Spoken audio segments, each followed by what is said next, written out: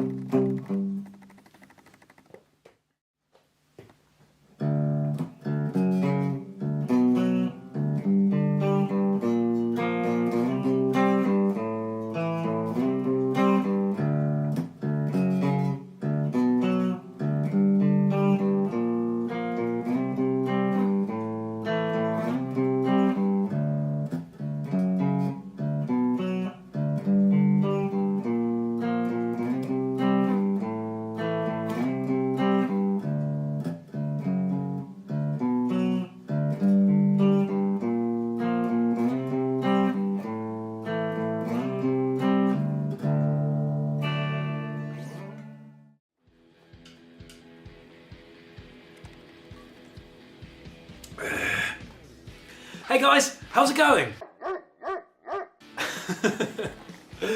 Oh dear. Okay, so that was Lithium by Nirvana.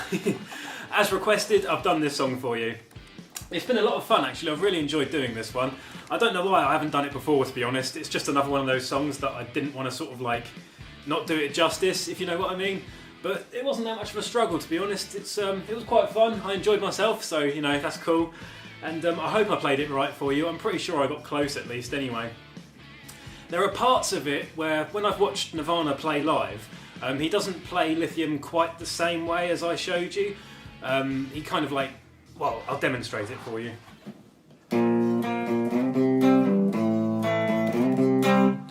So what I mean is, instead of going to the D5 on the second part of that little bit, he goes to the like D chord shape over here, kind of like this. You know, kind of like that. He doesn't do it all the time, but you know, from the live performances that I've watched, you know, sometimes he favoured sort of going to the D there, and the same pretty much goes for the chorus as well.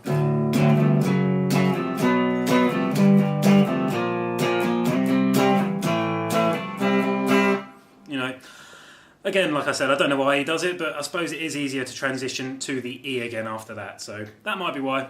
But like I said, it's not something he does all the time, but if you watch various performances, you know, you'll see him doing that, I guess.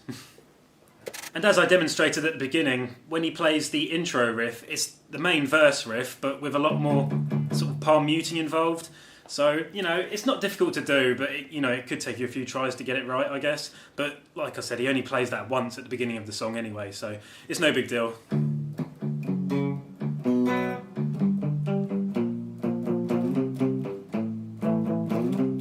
know, kind of like that, I guess.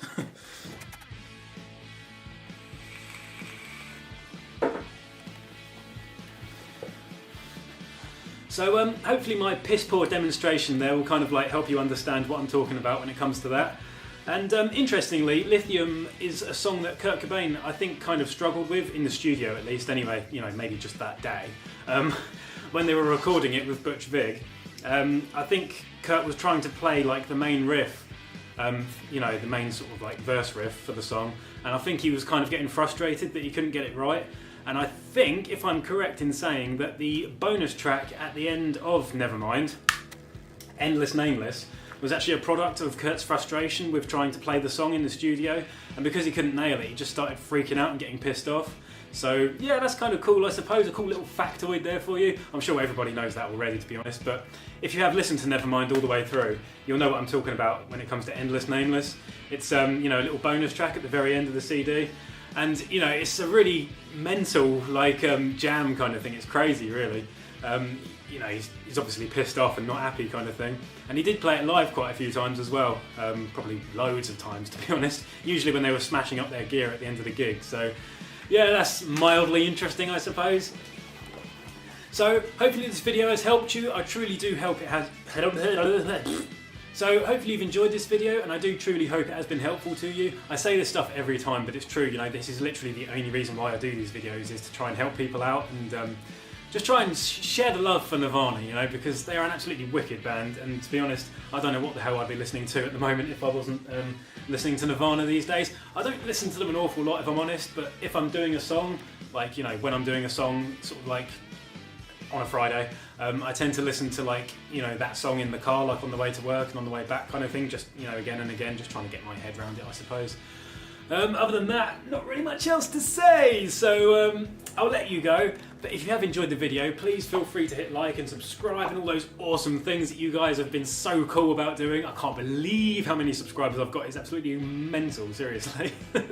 I'm just in awe, you know, it's crazy. Over 1,000, man, that's crazy. And hopefully I shall see you in the next one. Peace.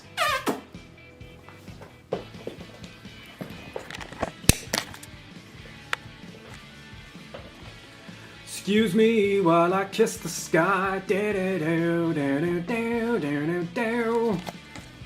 Bye.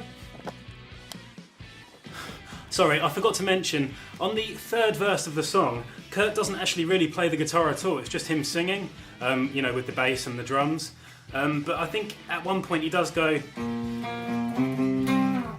then at one other time I think he goes, or something like that. But yeah, he doesn't actually really play the guitar at all. I think the song was actually played with 2 guitars, and I think maybe, I'm not 100% sure, but maybe he was doing like the palm muted version of the main riff.